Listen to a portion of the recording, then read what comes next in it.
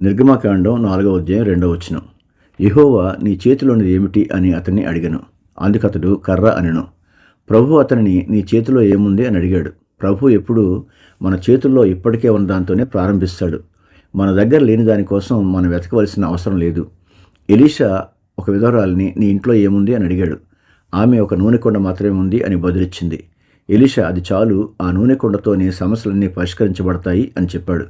కొత్త నిబంధనలో కూడా వేలాది మంది ఆకలి తీర్చడానికి యేసుక్రీస్తు ఒక చిన్న బాలుడి దగ్గర ఉన్న 5 రొట్టెలను 2 చేపలను తీసుకున్నాడు.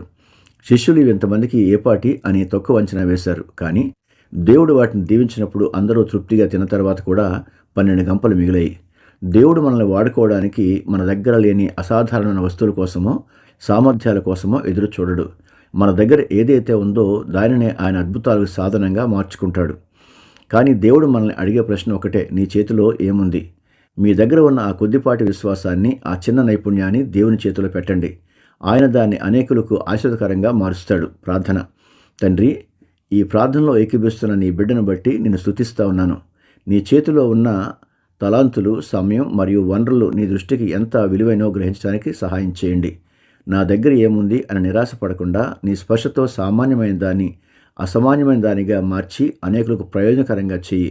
యేసు నామములో ప్రార్థిస్తున్నాం తండ్రి. ఆమెన్.